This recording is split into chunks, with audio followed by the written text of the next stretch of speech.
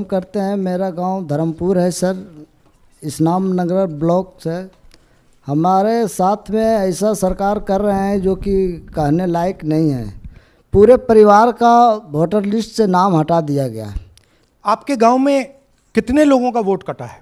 जी हमारे गांव में जी थैंक यू। नमस्कार, मैं रवि कुमार यादव, बिहार, जमुई ज़िला, इस्लाम नगर अलीगंज प्रखंड, ग्राम धर्मपुर का हूँ। सर, मेरे गांव में लगभग अगर ऐसे देखा जाए तो वोटर लिस्ट से गायब 187 लगभग हुआ है। 187 लोग काटे गए हैं।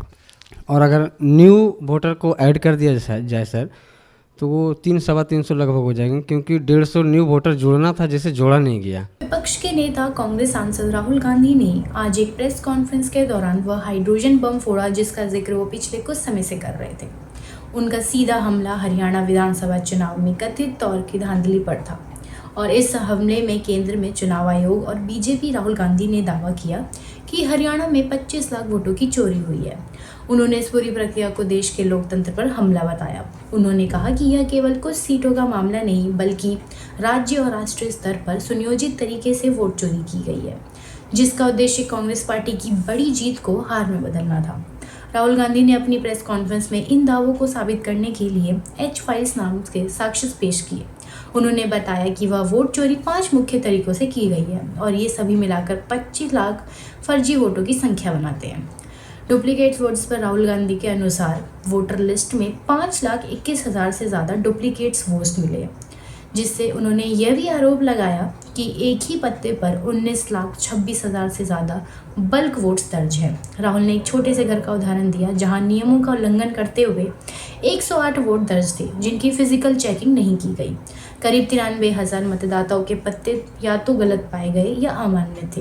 राहुल गांधी ने एक सनसनीखेज का दावा करते हुए कहा कि हरियाणा की वोटर लिस्ट में ऐसी महिला का नाम था जो कथित तौर पर एक ब्राजीलियाई मॉडल है। उन्होंने कहा कि इस महिला ने सीमा सरस्वती, रश्मि जैसे कई अलग अलग नामों से 22 बार वोट डाले। उन्होंने चुनाव आयोग से सवाल किया कि आखिर एक विदेशी नागरिक अपने भारतीय में वोटर लिस्ट में कैसे और क्यों आया। उन्होंने कहा कि इस धांधलियों के चलते हरियाणा में हर 8 में से 1 वोट फर्जी है, यानी लगभग 12.5% फर्जी मतदाता है। राहुल गांधी के अनुसार गंभीर सनसनीखेज आरोप तुरंत चुनाव EC आयोग और बीजेपी की तीखी प्रतिक्रिया आई है। उन्होंने चुनाव आयोग का जवाब देते हुए कहा कि सूत्रों के राहुल गांधी के इन सभी आरोपों को निराधार और बेबुनियाद बताया। उन्होंने पलटवार करते हुए पूछा है कि अगर वोटर लिस्ट में इतनी बड़ी संख्या गलत थी तो वह बूथ लेवल एजेंट ने वोटर लिस्ट संशोधन करने दौरान आपत्ति क्यों नहीं जताई। चुनाव आयोग ने साफ किया कि हरियाणा में मतदाता सूची के खिलाफ कोई अपील दायर नहीं की गई थी। बीजेपी का पलटवार आया कि केंद्रीय मंत्री किरण रिजिजू और हरियाणा के मुख्यमंत्री नायब सिंह सैनी ने भी आरोपों को सिरे से खारिज कर दिया है। बीजेपी ने कहा कि राहुल गांधी संवैधानिक स्थानों पर सवाल उठाकर देश को बदनाम करने की कोशिश कर रहे हैं और यह सब केवल नाटक भटाने के लिए किया जा रहा है। राहुल गांधी ने अपनी H-फाइल्स के साथ एक बड़ा राजनीतिक दांव खेला है, जिसका सीधा निशाना देश की चुनाव प्रक्रिया पर है। हालांकि चुनाव आयोग और सत्तारूढ़ पार्टी ने इन दावों को खारिज कर दिया है, लेकिन इन आरोपों ने लोकतंत्र की सुचिता को लेकर एक गंभीर शुरू कर दी है। कांग्रेस ने कहा कि वह सबूतों को साथ जल्द ही चुनाव को आगे बढ़ाएंगे और देखना वो होगा कि क्या और राजनीतिक बयानबाजी तक सीमित रहती है या फिर भारत के चुनावी इतिहास में एक बड़े जांच का विषय बनता है। वीडियो पसंद आई तो सब्सक्राइब करें फ्री न्यूज़।